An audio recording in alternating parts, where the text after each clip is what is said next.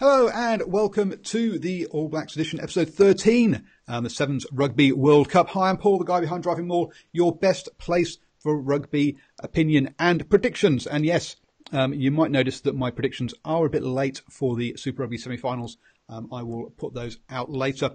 But let's be honest, it's hard to look past the home sides, isn't it? So anyway, that video will be coming out later on YouTube, actually on all the channels as usual. So do look out for that. Tonight it's going to be all about All Blacks though, rather than Super Rugby. And joining me is none other than Arswin. How you doing, sir? Yeah, it's not too bad, not too bad. Always a rush on a Wednesday. We've got rugby training, and then you get home, get the kids fed and into bed, and then let's get ready for the show. So yeah. Had my cake and ice cream. So I'm ready to go. Cake and ice cream. Ooh, lucky boy. Chocolate cake and on chocolate chip. Whereas, to be fair, I've been down the Crowded House in New Plymouth, had a couple of beers, also popped upstairs to do a bit of work. We have an office there, and then back home for the show. So, hello everybody, and welcome to the All Blacks. And we have some notes somewhere, I think. But first up, I was saying the Rugby Sevens, and we were having a chat last night about the old on the old Hash Rugby chat. And you started to go along about talking about all these wonderful Sevens players who've done great. But first off, give us your view of the weekend and how the Black Ferns or the women and the men's went. Well, obviously, sort of two diverse efforts, I think you can put it. But the result was the same. You look at the Black Ferns to start with. Obviously, their final was on Saturday. No, actually on Sunday, sorry. And just totally dominant, really. They're a step ahead of everybody else at this point in time. They're playing at a different level. I think, this is going to sound really stupid. I'm sorry, but it really is clear that what they're trying to do, to me, from what I can see, is that they're trying to maintain ball position. Now, obviously, that is what every team tries to do, but what they sort of appear to do is trying to not necessarily go into contact. And it was almost going back to the old days of Sevens, where you used to throw it around, even possibly going backwards, to avoid contact, to ensure that you get in when you do go into contact, you're in a good position with plenty of support around you to make sure you get the ball back. When you look at that game against France, and they don't really show the position stats like they do in 15s, but you'd love to see the position stats, because it didn't feel like France actually had the ball at any stage. They did, but it didn't feel like it. The Black Ferns were just so dominant in maintaining position, protecting the position until the opportunities opened up to make the break to score the try. So they're just totally dominant at the moment. Yeah, and that's once they lost the first two tournaments of the HPC 7 series. Whilst they didn't win them, you don't really kind of lose them. Only one team wins, not everyone else loses. They won the Commonwealth Games, and they won the last three stops. So as you say, they ended on the whole thing. They ended on the season on a high, and have carried that through to the Rugby World Cup. So they did fantastic. The men. And this one you talk about, we did talk about last time, but we have new listeners on tonight, so people who didn't see last night, so we'll cover some of it the same, but not entirely the same. But the men, very different. They won the second round of the HSBC Sevens World Series, but really kind of didn't win any others. I think they made like one other final or something, and it came sort of, they're in the top five, but they were definitely a step below the Blitz blocks and the what's the other one? Oh, the Fijians. So you got to say that was they were definitely. That was a surprise. That was a surprise, wasn't it? When I saw the semi-finals and went, it's a Springbok Fiji final. Congratulations to England. If you can't tell by my accent, yes, I'm English. So yes, great, we made it there. I was shocked. And I was also surprised that the Fijians did as well. Yeah, look, in terms of the Sevens, it was the men's side of it with the All Black Sevens, it was total shock, absolute total shock. Basically, you could say through the World Series that the All Blacks were a solid third. if they in fact finished it. I mean, they were able to hold their own against everybody except the Fijians and the Blitzbock. They occasionally sort of got a win over them, but not often. And they didn't look like it either. And so really the World Cup win has really been quite a surprise. Basically, yeah, just an absolute surprise. As you said, when you looked at those semi-finals, Fiji, All Black Sevens, and the England Blitzbock, it's like, well, yeah, I think everybody had it chalked up like basically South Africa, Fiji final, and both. It was interesting that both semi-finals actually got tipped on their heads. There was, yes, and you've got a little message. I know that you, when you were watching this, you have the YouTube up, but we are live on YouTube, on Twitter, and also on Facebook. And a certain Sandip is watching us on Facebook, and has just I thought I'd pass on his message of tidy up your house, Uncle. He says, but there we go.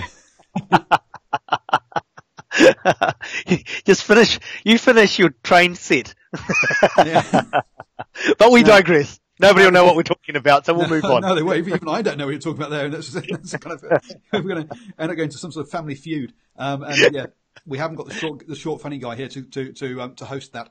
So, and for those of you who are not in New Zealand, Family Feud is a TV show. Hence where we went there with that one. But anyway, I've got no idea what I'm talking about. I do digress, just slightly. See, Sandip, that's what you do to us. We should actually get you on the show. But anyway, yeah, no, they both came with the titles. Fantastic. The first time ever for a team to win back-to-back titles, and both teams did it. So that was very good as well. And as you say, we were expecting the women to go well. We weren't expecting the men to go quite so well.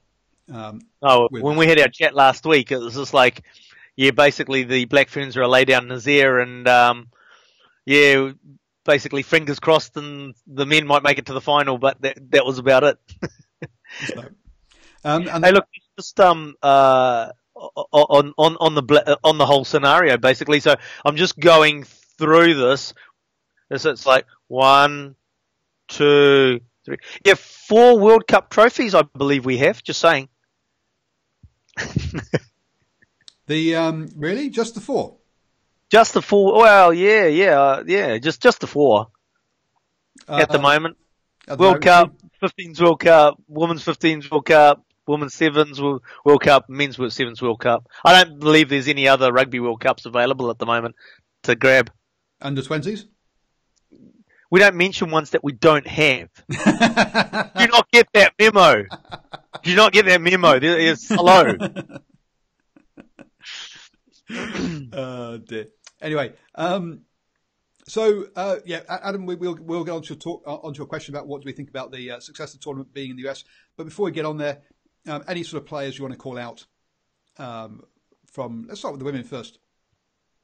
Yeah, look, I mean, I suppose Michaela Blythe, basically, a hat trick in the final.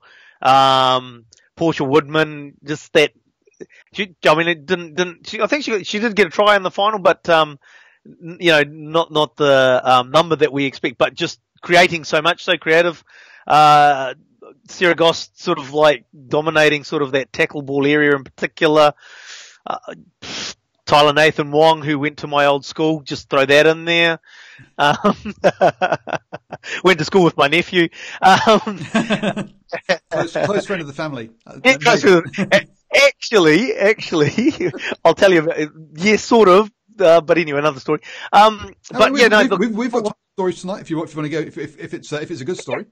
Interesting enough, not me personally. They have no connection whatsoever. But on my auntie's side, that they know the family really well, and have so Facebook conversations, so to speak, regularly with Tyler Nathan Wong's parents and the like. That's my cousin. So yeah, it's like, oh hey, and then my nephew was in the same year at Linfield College with her as well. That's my connection. Hey, if you can get her onto the All Blacks edition, it'd be fantastic. We can have her on for Yes. So yeah, look, I think across the board, you've really got some good stars in that Black Ferns side, and that's why they're so dominant. We're going right back. They are a step above the competition at the moment. If they have an off day, they can get beaten. Any team on their off day can get beaten, but as long as they turn up, nobody's going to touch them at the moment, and the other team's going to have to step up basically to compete with them. Yeah. I think basically, I think it's off the back of the Olympics. That was something that they don't want to repeat. It didn't feel good for them, and they want to put things right. And we've seen that also with three of the 7 stars saying that they're not going to play 15s and they're concentrating on Tokyo. Now, Tokyo is still 2 years away, and they're turning down 15s games now to prepare for that. Which I know which when we discussed last night, you were saying that women don't have enough. Women don't have the same volume of rugby as the men. So probably that you don't agree with that policy. That you don't think it's needed. There is different conditioning required for 7s versus 15s. I think it's probably less so on the women's side. It's less professional at the 15s currently. As that professionalism increases, which it is doing currently, that difference, as it has done in the men's over the last sort of 5 to 10 years, it will do in the ladies, but it's not there yet. Yeah, I think the only thing is that obviously, and you're right. I mean, both sides have actually got valid arguments to it, because the other side of it is that we're really trying to promote women's sport, and the reality is that as someone who's watched a lot of rugby over the years, when they were promoting women's rugby, and it's just like it's just at a different level. It wasn't dynamic. It was slow. It's up there. It's up there now. It's the quality of it is good, and you can sit down and it's not like it's too slow. It's the ball's too slow or whatever. It's actually quite quick, especially at that international level. So the reality, what you've got is that we can push and create that support and grow that support, and as sort of, if you want to do that, you got to have your stars playing. You got to have them on screen more often, and I suppose that's the other side of it. Yeah, and one of the things we've talked about in this show over the past few weeks is how the Black Ferns have got their best ever schedule of Test matches this season, with 2 against the French, against the Aussies, then the game over in the USA against the USA, funnily enough. Yep. Followed by a couple of games in France as well. So they've got a good tour there. So Raw Rugby, welcome to the show. Basically we've been talking about the 7s Rugby World Cup so far. We talked about the women, and I think it's time for you to sort of chat about some of the men that have stepped up and managed to get that as well. Well, I think, with the men's side of things, you've just got that experience, I think, was the big factor for the All Black Sevens team, in the terms of the Scott Currys, your Mickelsons, really sort of providing the experience. And that's what we've seen so much when it comes to the business end of any tournament, whether we talk about Super Rugby, World Cups, or a Sevens World Cup, as experience matters. And then you throw in the dynamic type Joe Rivalvo, and give him a little bit of an outside break look, and he made the best of it. Create, not necessarily always scored, but got the team going forward. The defence is out of alignment, and it then opens it up for somebody else to go over, sort of thing. So, yeah, look, again, it's great. I suppose that the only thing that's sort of what you'd like to see is you'd like to see some of the creative players that come through 15s not just being yoinked from 7s. So we're referring to there like a Vilamoni Karoi, who basically sort of says, hey, I want to go to World Cup 7 sort of tournament. But look, at the end of the day, it didn't really matter, because the boys did the job that were there.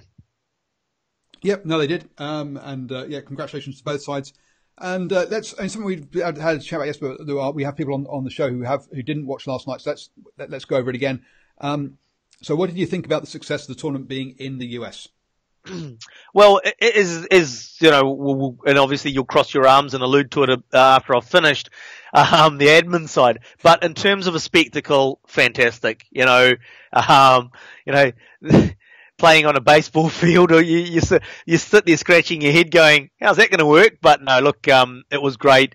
The stands were full. You got to have full stands because it makes a much better TV spectacle, strangely enough, with the atmosphere created. The quality of the games was good, whether it was well, for want of a better term, the minions, sort of like the minnows, not the minions, the minnows.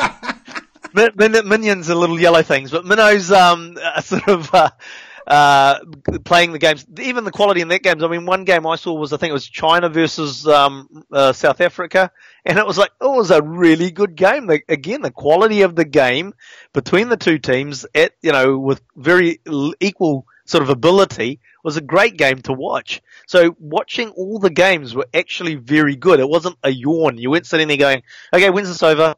They were good to watch. And as I said, the crowd really got into it. And, from 4 years ago when they had 25 people in the stand, it was fantastic to see a full crowd. It's great to see the interest at that level in the US as well, for rugby as well. Yeah, the USA... successful tournament from my mind in terms of what we saw on the field and in the stands.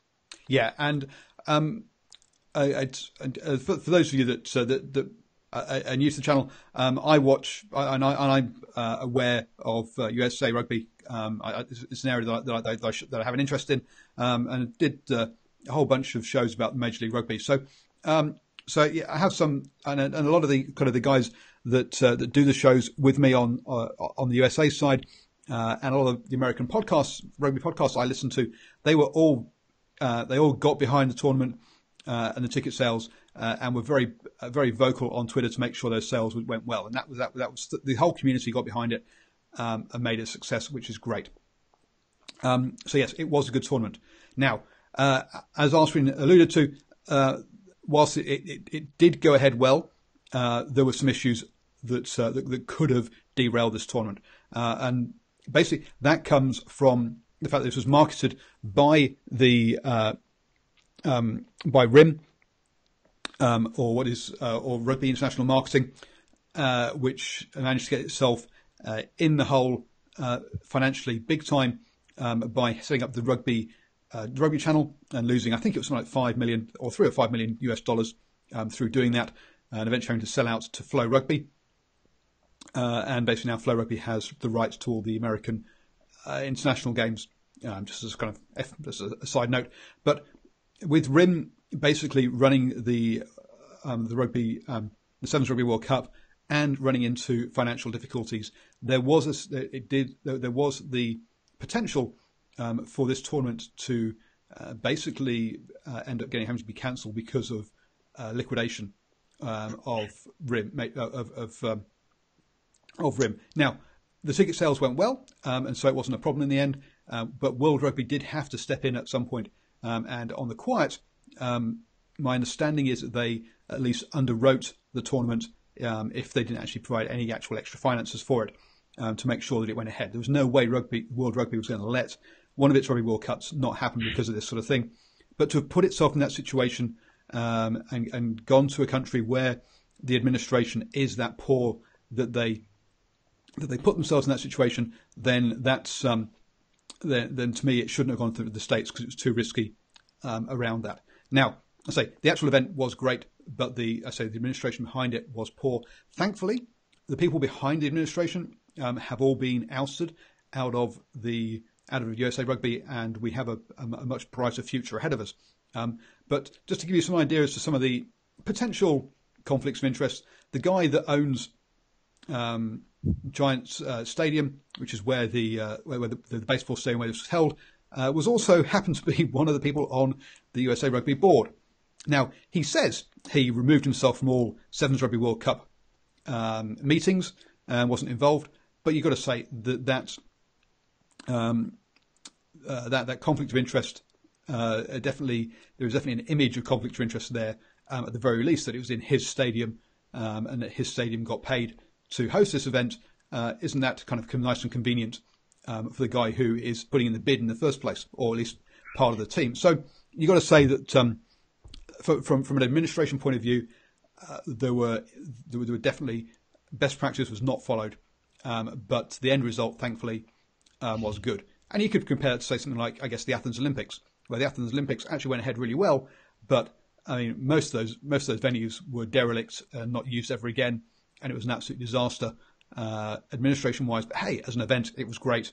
And to a certain degree, you could say something, perhaps not as harsh, but thankfully, as I say, the people who were running USA Rugby are now out, and we got we've got a much brighter future coming in.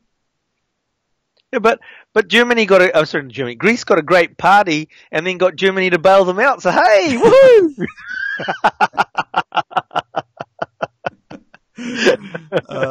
Dear me. So yeah, it's a great event. But I don't think it bears any relevance to the USA's ability to run a 15s Rugby World Cup. Now, what it shows us is there is the interest there, which is great.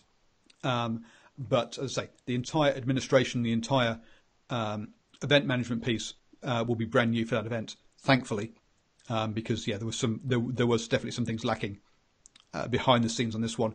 Even though at the end of the day, it all came off well. But I think you just alluded to something there. I think, maybe in a couple of World Cups time, it'd be great to see something like the World Cup, 15s World Cup, on the Western Seaboard. Run through there. I think if obviously it'll come down to venues and because that one thing we talked about last night. I believe that the NFL stadiums that the fields are too narrow really to have for rugby field as a rugby field. But if we can overcome that, it'd be great. I think you'd want to keep it on one coast, so then you could actually travel between the stadiums relatively easily rather than having to fly from one coast to the other. I'm interested, or maybe you have, or maybe each pool, one pool on the west coast, one pool on the east coast, one pool in sort of the Midwest or in the middle kind of thing, and do it that way rather than necessarily. Because one of the things about Major League Rugby is that now if we look at the teams that are joining next year, they're in New York, one is in New York, one's in basically just outside Vancouver. You've got one, Washington DC is joining the year after. So there's also rumours of Atlanta joining. So there's definitely places on the East Coast that are looking to join it, even though currently rugby is more of a West Coast event professionally. There are a couple of very old and established rugby clubs in New York. But the rest, look at the current Major League Rugby, it is mainly sort of California, Texas, and then up in Seattle as well, and so in Denver. So it is more on the left-hand side rather than the right. But yeah, rather than using east and west. But you talk about the American football pitches being too narrow, and we saw that in Major League Rugby. We saw one of the teams hadn't got their stadium built in time. They had some issues around planning permission, etc. So I don't think this will be happening next year, but this year you saw them playing on. You could see the American football pitch, and then you could see the extra turf they'd added to the side of the pitch with the markings on. And I think at least one try, you got the player sort of running along there, realising he's on the bad turf, moves over a little bit to get back on the sort of the permanent turf, to get better grip. But these are all teething problems that you get in when you're taking a sport to new areas and to new pitches, and that stuff will get ironed out. So, but yeah, you're right. We saw there that American football pitches aren't wide enough for modern day rugby union. And that's how Ireland was able to beat All Blacks in Chicago. Dear me. Oh dear.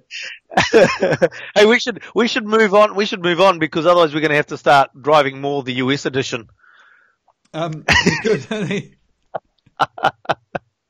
Just like comment out in there, I agree. The 15th World Cup could easily happen, and we have plenty of stadiums. So Adam's clearly from the States. The only bad thing is sketchy administration. You can tell this is the failure of the pro and success in Major League Rugby. It's a big mixed bag. Yeah, and pro rugby was also a part of the old administration. Was how that got in there in the first place.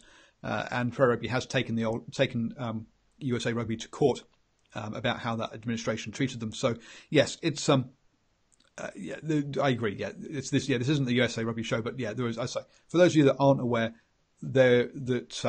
USA Rugby is coming out of a bad time, administration-wise, and knowing some of the people who are applying and campaigning to be on the next board, it's looking much better going forwards. Just before we leave it, though, I mean, at the end of the day, if we wanted to have the World Cup in the US, I'm sure that World Rugby could say, okay, we're going to run that tournament. We'll use the assistance of the locals, but we'll run the tournament just so that they can actually get a new, as opposed to going to the circle of UK, France, and back round to UK, France, maybe Australia, New Zealand. We've got a new one with Japan coming on board for next year, which is great. But I think it'll creates much more interest, and it's different vibe, different Marbo type effect with having it go to somewhere, different countries, different parts of the world. Yeah. So obviously we've got Tokyo next. We've got France the year after. You've got Ireland and South Africa who are very upset that they lost to France, obviously.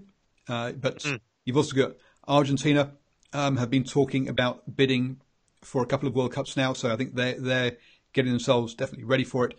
The USA are talking about it as well now, but with a new administration in, you got to say, hey, they want us to get that sorted first. Adam,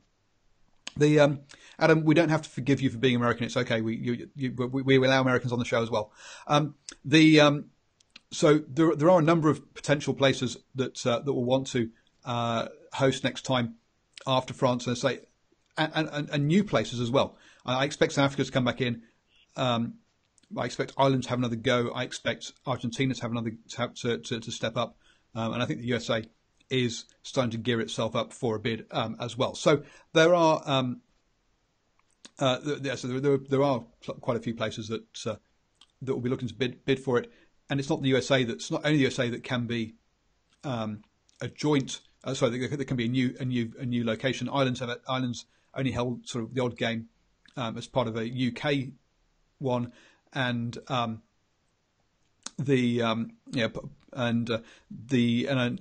hasn't hosted either. So I think there are plenty of places that haven't hosted that are looking to host as well. Christopher Edwards-Bailey would have a joint bid with USA and Canada. Well, if we think USA has got issues on the administration side, the Canadian ones are just as bad, if not worse. And so Canada's not in a kind of stable place that you'd be wanting to put this either. So, yeah, no, I don't think Canada would do it. I don't think USA would be looking to do a joint bid with Canada, to be honest. So moving on then. So I think that's the Rugby World Cup 7's sort of wrapped up. Any sort of final points? No, I mean, it's just interesting. I suppose the format there, we can say the format. Actually, yes, go on the format. Go on. Yeah, just quickly on the format. I think the format just added to the excitement of it, basically. Simple as that. It did, but having heard from a friend of a friend so one of the Hong Kong players mentioned to one of his friends, and they kindly came and commented on yesterday's YouTube show. That basically the Hong Kong players, because they got knocked out in the first round, they didn't actually get to play against a tier 1 or a top 8 team, and they were very disappointed about that, about not having the whereas in the round robin format they would get to play 2 games against top 8 team. So they were a bit disappointed by the fact that they didn't get to play a top team and test themselves. So that was an interesting perspective from the players' point of view, rather than from just the spectators one, which obviously where we come from with most of this kind of stuff. But yeah. True. So, please, folks, if you enjoy this kind of show and all other shows, then you can support us by just telling your friends and letting them know about it. Obviously, as I say, it's available on YouTube, Twitter, Facebook, and also as a podcast as well. The podcast isn't live. The podcast is recording, but the other 3 are live and then available as recordings afterwards. So please tell your friends, share, like, thumbs up, all of that kind of wonderful stuff is also much appreciated. Now, when an All Blacks selector comes out and talks about something, you generally take note, don't you? Because they kind of normally like to keep their counsel. Absolutely. That is just like, trying to get a meaningful comment out of an All Blacks coach is like pulling teeth from a hen, isn't it, sort of thing. So, sort of like, yes, that's the first point, I suppose, is the fact that I like the fact that, they don't have to come out and totally bag a player or anything like that, but just throw the fans a bone every now and then would be nice. So, if you're kind of wondering what we're talking about, Grant Fox has come out, who is one of the All Blacks selectors, and made a few comments about Damien McKenzie, and somewhere basically he says cut out passes aren't helpful. So if there are any cut out passes by the All Blacks in the Rugby Championship, please do send your letters to Mr. Grant Fox saying, hey, he's got his coaching wrong, and to stop those cut out passes straight away. He said, well, actually, no, to be fair, he says that there is time and place for them, but there have been too many interception passes this season, including in a test or two, and that McKenzie perhaps needs to make better choices at times. Do you think Grant Fox is right, or do you think that this is what you get with if you want the razzle dazzle, you've got to take the little bit of the odd mistake as well with it? Well, I've sort of described Damien McKenzie on our previous shows as a modern day David Campese, but a better defender. And if you're going to go down that path of being a David Campese but a better defender, is the fact is that what you got with David Campese was basically what we get with Damien McKenzie. You know, an absolute flash of brilliance by an absolute moment of, oh no. But, you know, look, I suppose in favour of Damien McKenzie is the fact is that those oh no moments are usually just pretty, I wouldn't say they're common in the game. Obviously, he threw the pass to the bus in the first minute on Friday night. But let's remember the second pass to the bus when it broke down was thrown by Brad Weber, not by Damien McKenzie. Yeah, it's always Damien McKenzie. And he does go on to say that you have to be careful with guys like Damien, because if you dial him back, you're not going to get the full benefit out of him at all. There is a balance. And this is his problem, isn't it? He's contradicting himself in the next sentence, really. Look, and to be honest, it doesn't matter what level of rugby you're talking about, whether it's my kids that I go and coach or the All Blacks, is the fact is the moment you try to tell them to stop trying to do something, it will actually impact the rest of their game, because they won't know what to do. When they play on instinct. When you do some magical little move or something, it's done on instinct. And the only way to stop them doing that cut-out pass to the bus type scenario is that they stop playing on instinct and they go to the playbook and they only do what's in the playbook. Then you have the problem of they're not playing what's in front of them. And, at the end of the day, obviously I'm new to coaching and the like, and been going through some of the whether it's a good thing or bad thing, but Auckland Rugby's coaching sessions. But and what they're saying these days is the fact is that what we need to do is to coach the players that are coming through to play what's in front of them, to see what's in front of them and play that, rather than just basically going through what's in the playbook constantly. Because the fact is that if there's a two-man overlap, or you need to understand how you make use of that. And if the playbook says kick the ball, well, you don't kick the ball if you've got a two-man overlap. So you got to teach them to take the initiative on the field and see what's in front of them and play that. And as I say, if you stop them doing that and they start playing by the playbook, that's not going to work. Because then, as I say, you got a two-man overlap and they kick it down the throat of the fullback that's waiting for a kick. Yeah, no, and the and Grant Fox does just to finish on what he's saying first. He does say there's no danger of Mackenzie's misstep costing him his place in the squad for the upcoming Rugby Championship. So he's not saying that at all. But yeah, they clearly are looking at his decision making and think that needs some work. It took him about half a season to get used to playing at flight half, really, rather than back at 15.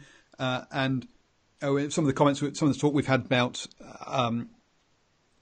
we've talked that I've talked in previous shows about Geordie Barrett. Even. Yeah, another Barrett. It's another Barrett that we don't know about.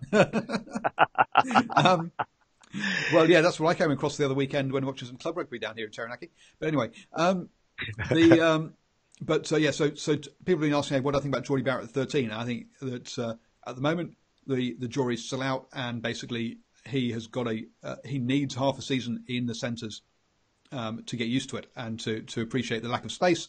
In the same way that Damien McKenzie, it took him about half a season at 10 to get used to the difference in space. Adam's got to say, yeah, I think the passes are just part of McKenzie's playing style. Sometimes it's brilliant, sometimes not. And yeah, it's about giving people.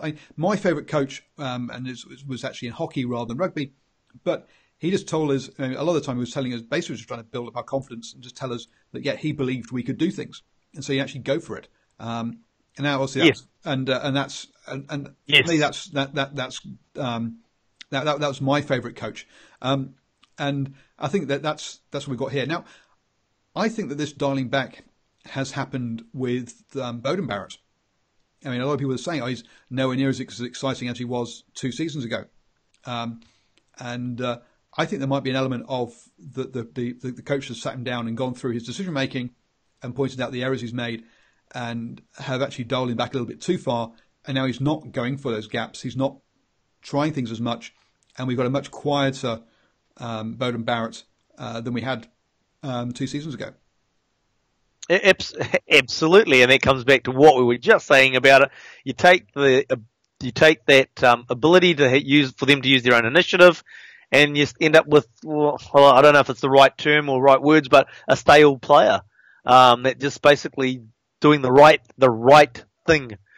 So yeah, you go back to that coach that you're just referring to, telling you just have a go, give it a go, because the fact is that the more you give it a go, the more likelihood, the more chance there are of the outcome getting correct or being correct. And coming back to like Damien McKenzie's the intercept pass to Julian Severe in the first minute, for my mind, it wasn't the wrong decision. It was the execution of his pass which was the problem. Because if that ball went over the top of Julian, or if he had seen him coming, and it goes to the outside player, the Chiefs go and score because there was no defence left.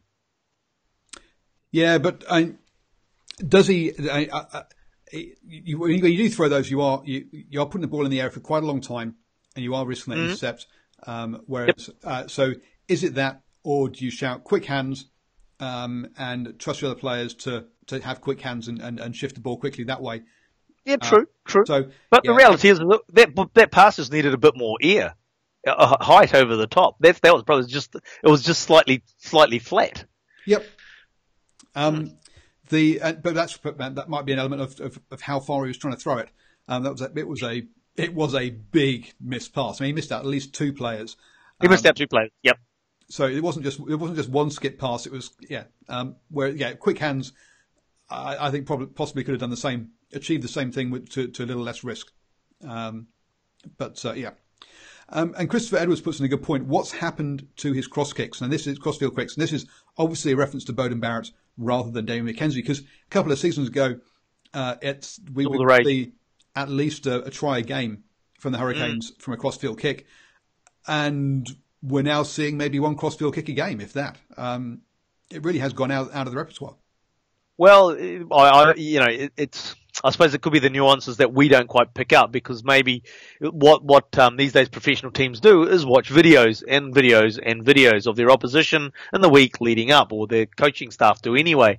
So what we might not be able to see and pick up in the TV in particular is the fact that there's a wide man out there. And obviously if there's a wide man that the defence has left out there, you're not going to do a crossfield kick. So that could be one of the reasons why we're not seeing it. But obviously there's the other reason, is that he's gone into a shell a bit. Yeah, I think there are a couple of. I don't think it's down to one thing, but I think part of it is definitely that teams have had a lot more game tape to figure out how to counter it, and so defences have changed to counter it, which is part of it. But I also think there is an element of that Beauden Barrett has been taken into his shell, and his game management has definitely improved. But are we trying to produce another Dan Carter, or are we trying to have a different style 10 nowadays? And I think to me they're taking him a little bit too far to the Dan Carter piece and taking away some of what he is himself. But his game management is definitely miles ahead of where it used to be about maybe 3 seasons ago. Yeah, I'd say it's a bit of a shame if they have gone down trying to turn him into a Dan Carter, because the fact is he's not. And he's got some skills that Dan Carter never had.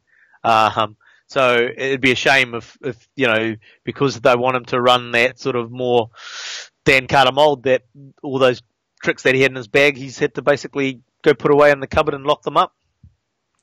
The old Carlos Spencer versus Mertz argument, maybe, elements of, but within a single player as to what style he plays.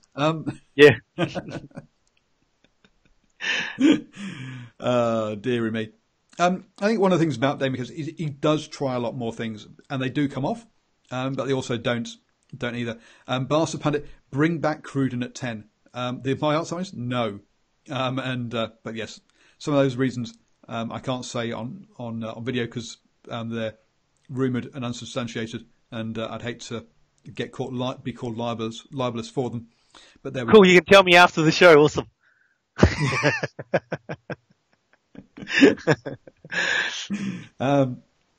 So yes.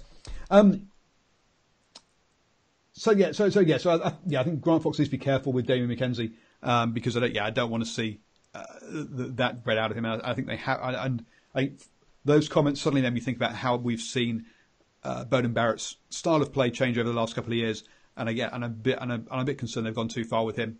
And this is opinion, which is all it's about. And I think, look, let's roll things up. We'll roll the tape back all the way back to the beginning with something you said.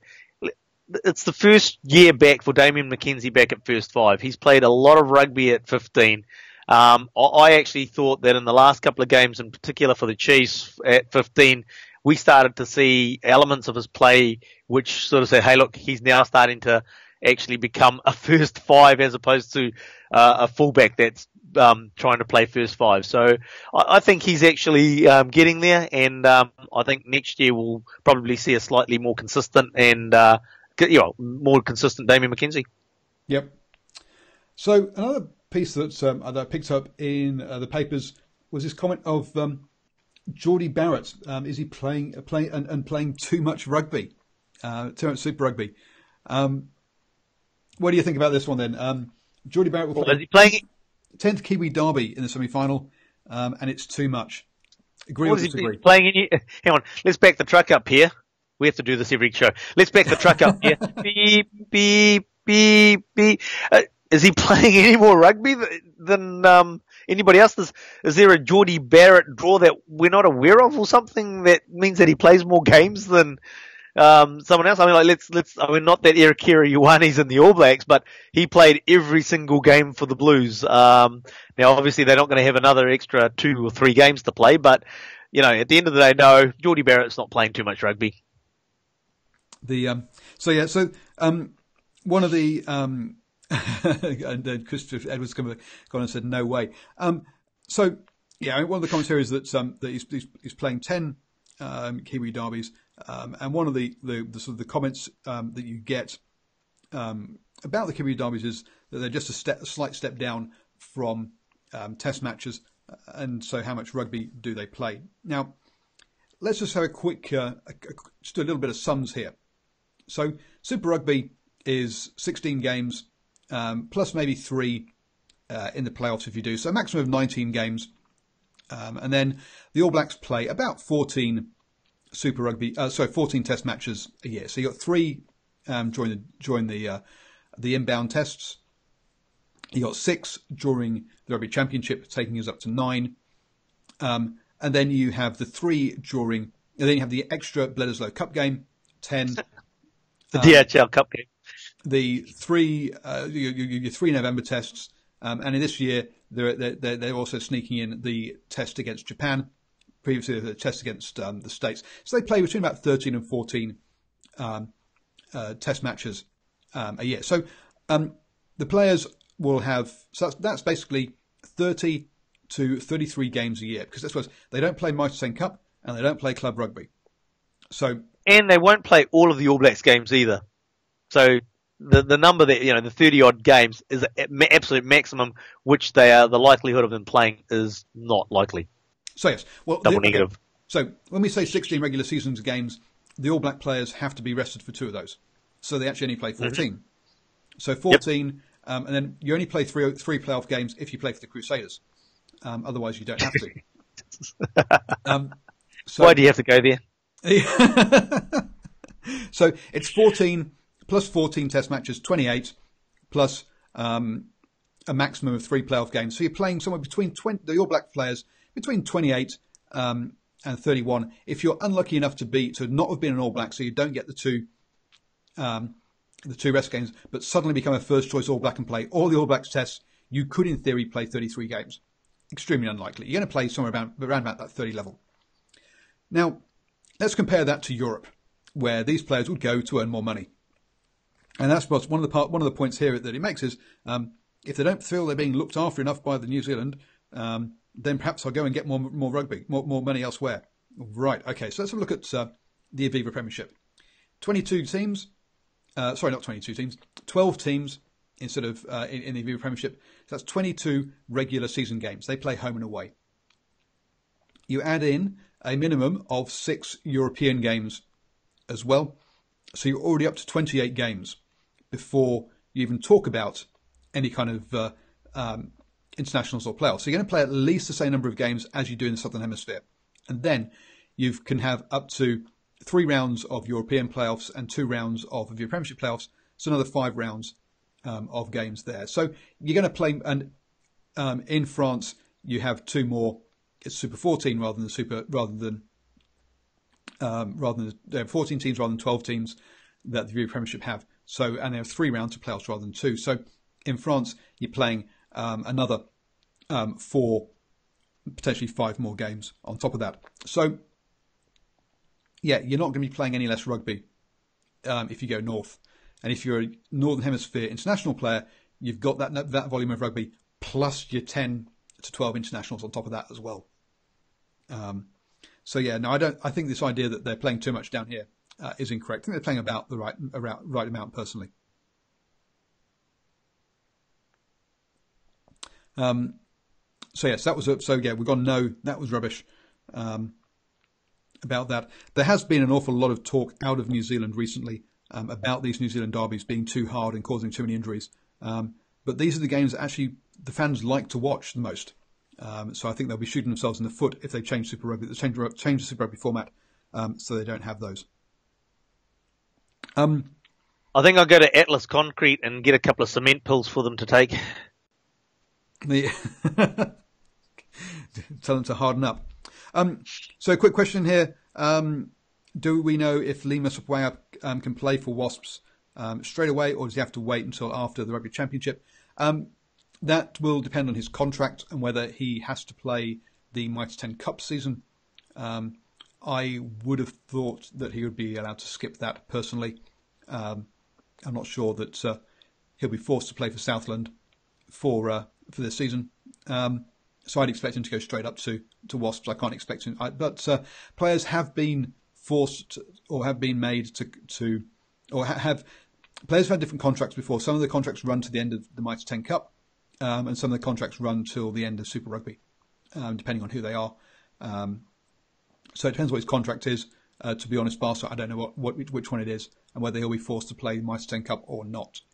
But even if they are contracted to Mitre 10 Cup and can't start for Wasps. So I remember Fekitoa, for example, in his final season here, whilst he was around the Blues and we would see him in the members bar pre and post game, he would play only about 2 games for Auckland that season. So he won't play, even if Sopoaga is contractually obliged to stay in the Mitre 10 Cup. I can't see him playing that many games for whichever. It is Southland, isn't it, that he plays for? From memory? Yep. Southland.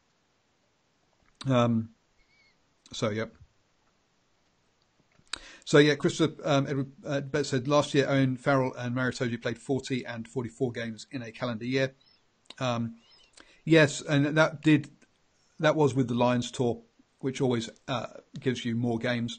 And if you are a New Zealand, an All Blacks capped player going to play in Europe, you get to skip. You're not going to get picked for the 12 English international games that you would have to play. So you get to skip those. There is a chance you would get picked for some of the Anglo-Welsh Cup games, but it's pretty slim if you're a top. You're generally allowed to rest. You generally get rested for those. They're more for the academy players or players coming back from injury. So yes, as a English player, you do play more than those 30 games that I'm talking about. That's because you've got the 10 to 12 international games on top of your club games that we listed. Cool. What should the Blues do to fix themselves? They have great players, but consistently play poor. Adam. Yeah, Adam. Arsene and I have talked on that topic before, and taken a good 20 minutes to go through. 20 minutes. We could keep going. As I said in the response to Adam, it's just like we need a week. We need a show that lasts a week to answer what's wrong with the Blues. So yeah, sorry, yeah, but I'm with the show coming to an end. Adam, wait for another show when we've got plenty of time for us to rant about that one. We're not, that's not one. It's already past my bedtime too. A bit of a quiet weekend, or quiet week on the All Blacks front outside the Sevens, really. So there's not been more news to talk about. Obviously, all the news is around the quarterfinals and the semi-finals. So looking forward to the Super Rugby this weekend. And Arsene, why don't you let people know where they can chat with you over the weekend about the old rugby? Yeah, look, basically through Twitter. I'm on NZ Fat Show somewhere there. You can find it, I believe. And I'll see you there. Cool. I'm Paul, Go Behind Driving Maul, at Driving Maul on Twitter. Obviously, it's a great place to chat, or just chat down below. Always up for good old rugby chat. Please do support us by telling all your friends, share, like, and all that kind of stuff. And also, if you'd like to support us financially, become a Patreon of Driving Maul. You can do that from as little as $1 a month. The link is down below in YouTube. You can see it in the title on Twitter. So yes, please do consider becoming a Patreon and helping us. It pays for things like this microphone, and I can do some better lighting. It's all a bit dodgy. You can see those shadows behind me, you see. And I need a flash microphone like Paul. And Arsene needs a flash microphone like me as well. So actually, I'm going to need a computer soon as well. So cool. Thank you very much, guys, and catch you all tomorrow night. I have Shane back, and we'll be previewing the semi-finals at 8 p.m. We'll go through all of the the squads and all that kind of stuff, and then this weekend, post-match reaction to the Crusaders versus the Hurricanes. I think I'll be doing that one. The Lions versus the Tars. I'll be watching on replay on Sunday morning because, hey, it's a bit too late for me. So thank you very much, and good night. Ka kite.